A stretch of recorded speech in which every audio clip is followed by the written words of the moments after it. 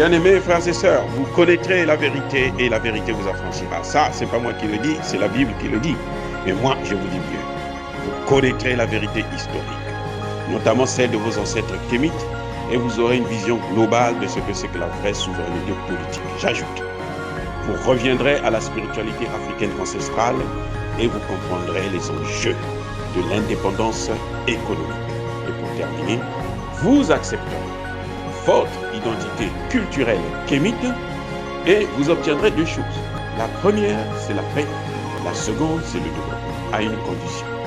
L'unité de toute l'Afrique noire, l'unité de tous les Noirs du monde entier. Otep à tous, bienvenue sur la chaîne des panafricanistes par essence, par conviction et par excellence. Celle des citoyens kémites par nécessité et obligation de combat. Nous sommes une chaîne qui n'est guidée que par nos ancêtres et rien que par les ancêtres qui appartiennent à l'égrégore du monde noir. Par conséquent, nous ne croyons en aucun Dieu venu de l'étranger. Toutefois, cette vidéo n'est aucunement destinée à inciter à la haine ou à la violence, car nous menons un combat qui est d'abord et avant tout spirituel, intellectuel et démocratique. Ensuite, il est politique, géopolitique et géostratégique, contre l'impérialisme, le colonialisme, le néocolonialisme et l'endocolonat, qui sont tous qualifiés de crimes contre l'humanité. Nous menons ce combat sur la base du principe fondamental que nous avons hérité de nos ancêtres kémites, qui est celui de la Mahat, c'est-à-dire solidarité, vérité et justice. Vous êtes donc en droit de connaître la vérité, et nous avons l'obligation de vous dire la vérité, rien que la vérité, afin que justice soit rendue au continent africain. Et ça, c'est notre modeste contribution dans cette noble lutte en faveur de la souveraineté, la dignité, la solidarité et l'unité africaine. C'est exactement ça que nous appelons le panafricanisme. Bien-aimés frères et sœurs, ce que tous les experts attendaient depuis très longtemps en train d'arriver en ce qui concerne la guerre en Ukraine. Beaucoup se disaient que la Russie devrait commencer par le Donbass et Odessa. Mais pour des raisons certainement techniques que moi je ne peux pas expliquer parce que je ne suis pas expert militaire, la Russie avait épargné la région, la ville d'Odessa. Et maintenant, la Russie s'attaque à Odessa. C'était évident, en fait. Hein, c'était évident parce que, vous savez, la Transnistrie était d'abord une partie de la Moldavie. Et cette Transnistrie-là avait demandé son autonomie et avait souhaité s'attacher à la Russie. La Russie n'avait jamais répondu directement. Mais là, maintenant, elle est en train de régler le problème. Parce que vous ne pouvez pas atteindre la Russie sans Odessa. C'est Odessa qui fait la liaison, qui va faire la liaison entre la Russie et la Transnistrie. C'est pour ça que, actuellement, les Russes se concentrent maintenant sur Odessa. Mais il ne faut pas oublier que depuis 2014, la ville d'Odessa avait demandé son indépendance vis-à-vis de l'Ukraine pour s'attacher à la Russie. Et oui, pour faire partie de la Russie, ce n'est pas quelque chose d'étonnant. C'est pour ça que je pense que ça va être très facile pour la Russie d'occuper la ville. Voilà le grand problème. Et c'est ça le malheur de l'Ukraine. Parce que les Russes, qu'est-ce qu'ils font?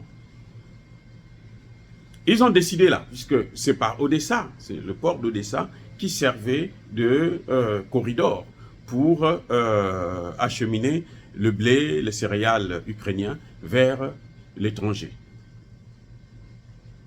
Et la Russie est en train de fermer ce port. Parce que Poutine a déclaré que tous les bateaux, tous les navires qui vont s'aventurer dans cette zone seront considérés comme des navires de guerre et seront traités comme tels, c'est-à-dire détruits. La Russie n'a pas hésité de détruire un bateau, un navire, contenant des armes que les États-Unis et les puissances occidentales avaient envoyées. Et c'est par, justement, la mer Noire que l'Ukraine, par les sous-marins, a utilisé des sous-marins pour venir détruire encore une fois de plus le pont de Crimée. Donc, la Russie ne veut plus de ça. Elle a dit que ça n'arrivera plus. Et pour cela, elle doit se donner des moyens, et c'est ce qu'elle est en train de faire. C'est couper l'Ukraine du port d'Odessa. Couper l'Ukraine de la mer Noire. Voilà l'objectif de la Russie.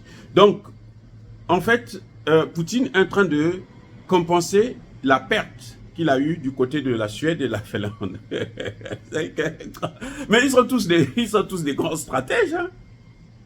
Oui, ils sont tous des grands stratèges. C'est ça le problème. Poutine est en train de prendre maintenant la partie la mer Noire. Donc l'Ukraine là est sacrifiée, est démembrée. Parce que là, la Russie va maintenant jusqu'en Moldavie, jusqu'en Transnistrie. Donc, elle est en face de la Moldavie, qui est un pays de l'OTAN. Vous voyez comment ça se passe? Pendant qu'eux, ils sont en train de faire des jeux, les autres sont en train de... C'est ça qu'on appelle la guerre mondiale. Nous sommes déjà dans la guerre mondiale. Mais nous ne savons pas comment elle va se terminer. Mais en fait, c'est une guerre mondiale. Oui. L'OTAN veut encercler la Russie, et la Russie est en train de prendre toujours plus d'espace pour avoir une possibilité de s'en sortir en cas de.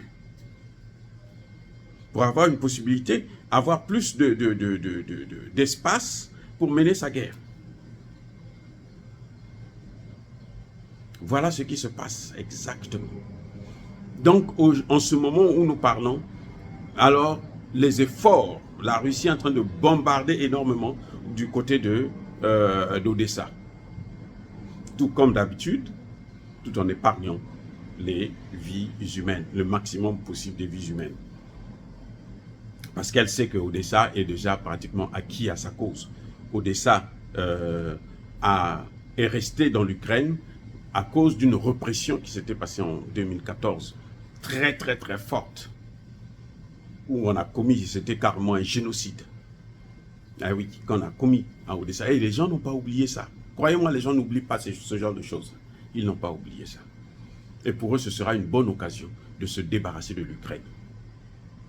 Et il y a un problème, c'est que les productions de céréales, c'est pour les Américains, ce sont des hommes d'affaires américains qui ont acheté toutes les terres et puis qui ont développé la production des céréales. Maintenant, ils vont tout perdre. Ou bien, ils seront obligés de passer par la Pologne pour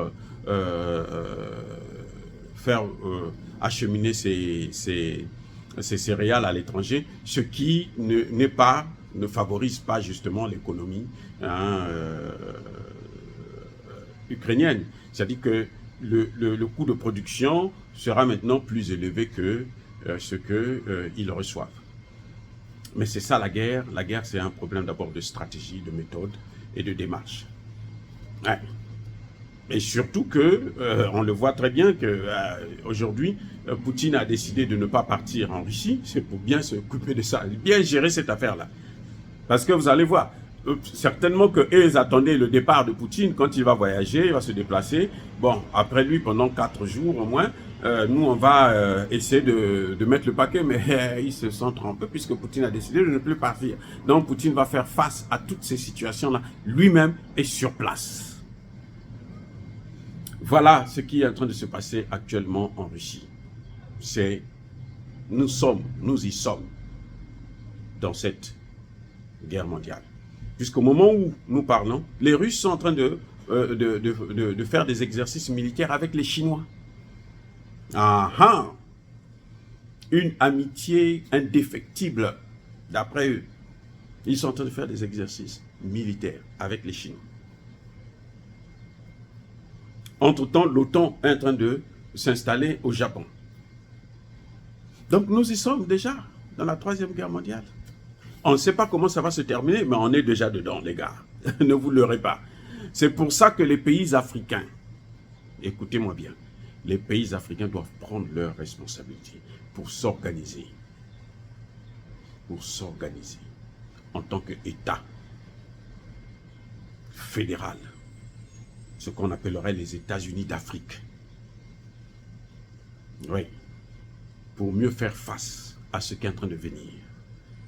Ça, c'est mon conseil. Il faut déjà que les pays francophones puissent s'engager à se débarrasser de ce putain de céphale, cette corde au cou qu'ils ont là, qu'ils enlèvent ça. Ils se débarrassent de ça. La France est un pays super endetté et c'est un pays en déclin. Et ce n'est pas d'aujourd'hui, ça date depuis plusieurs années. La France vit sous perfusion de dettes et de l'argent qu'elle pille en Afrique. Nos réserves, qu'elle pille, qu'elle contrôle. À nous de comprendre le message. Dire cela, c'est inciter à la haine ou à la violence, non. Il y a ma colère, il y a ma laine. Encore une fois de plus, bien-aimés frères et sœurs, soyez bénis. Je persiste et je signe. Soyez abondamment bénis par le Dieu des Kémites et par nos ancêtres angélisés. Mais que tous ceux qui persécutent le continent africain, tous ceux qui le pillent et le déstabilisent, qu'ils soient noirs, blancs, chinois, arabes, indiens, qui qu'ils soient maudits, punis, foudroyés, neutralisés, écrasés, effacés par ce Dieu des Kémites et par nos ancêtres angélisés. Vive l'Afrique éternelle, j'ai dit et j'assume.